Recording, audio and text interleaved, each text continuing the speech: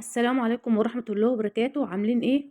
يا رب تكونوا بألف خير. النهارده الفيديو بتاعنا بسيط جدًا، هاوريكم بس طريقتي في سِوَى اللحمة أو الفراخ.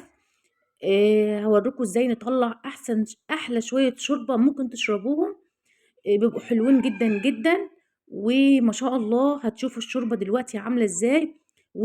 ودي هتبقى طريقتي، ودي طريقتي دايمًا في سِوَى اللحمة والطيور والكلام ده كله. وممكن كمان يعني حتى لو بتعملي ممبار برضه تعملي نفس الطريقة. أنا مش باحب أغلي المَيّة خالص للحمة أو الفراخ، لكن طبعًا لو بتعملي ممبار أو حمام هنشوّح الخضار برضه الأول، وبعد كده نضيف المَيّة تغلي، وبعد كده نضيف عليها الحمام أو الممبار. لكن النهارده هاسوي معاكم اللحمة بطريقتي، وإن شاء الله الطريقة تعجبكم. أنا جبت حلة على النار، حطيت فيها معلقة صغيرة من السمنة أو الزيت، تمام. هنحط فيها طماطمتين كبار كده متقطعين، بصلاية كبيرة متقطعة، وكمان نص عود صغير من القرفة، وكام فصوص من الحبهان، و3 عيدان من ورق اللورا، وفصين من التوم متقطعين بالطول كده نصين. وهاشوّح الخضار جدًا، جدًا مع بعضه طبعًا على نار عالية، وبعد كده هاضيف اللحمة برضه على نار عالية وتتشوّح كويس جدًا، جدًا. أهم حاجة اللحمة مش عايزاها تنصي مَيّة خالص في الحلة، دي أهم حاجة، دي أهم خطوة عشان اللحمة ما تعملش معاكِ ريم على الوش ولا أي حاجة خالص. شوفوا ما عملتش معايا ريم ولا أي حاجة خالص. هنشوّح الخضار كويس ونحط فوقه اللحمة ونشوّحها كويس جدًا على نار عالية من غير ما تنزّل أي مَيّة.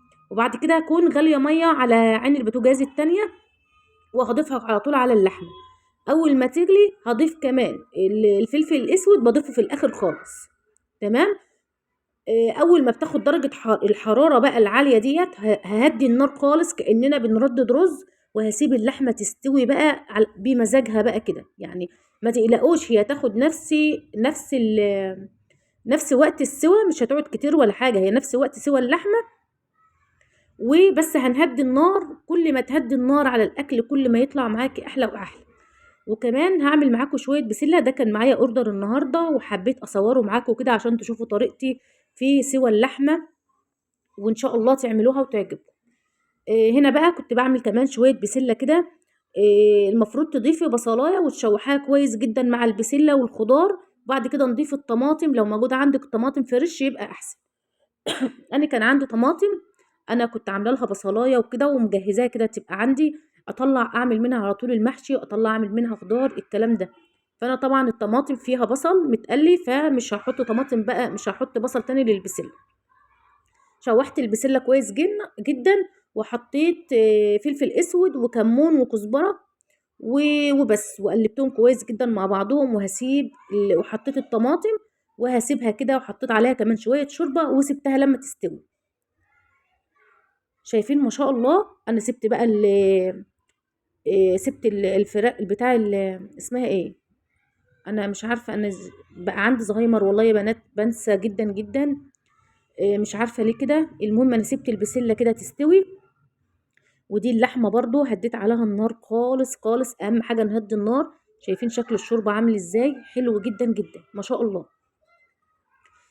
هدّيت عليها النار خالص وسِبتها تستوي، ودي كانت اللحمة بعد ما استوت. شايفين الشوربة ما عملتش ريم، ما هيش زفرة، ريحتها حلوة جدًا، الشوربة رايقة وما شاء الله عاطية لون أحمر بسيط كده من الطماطم والخضار اللي إحنا شوّحناه. اللهم بارك، حلوة جدًا. أنا بس حبيت أورّيكم كده الطريقة، وطبعًا تقلوها، ممكن تنزّلوا اللحمة في البسلة أو تقلوها زي ما أنتم حابين خالص. ده كان order معايا النهارده، حبيت بس كده أورّيكم الطريقة، وزي ما أنتم حابين تعملوا. وإن شاء الله النهارده وصفتي تكون عجبتكم، وتكون يا رب كانت خفيفة على قلبكم. وأشوفكم إن شاء الله على خير في وصفة جديدة. ما تنسوش تعملوا لايك للفيديو وتشتركوا في القناة وتفعلوا زر الجرس عشان يوصل لكم كل وصفاتي.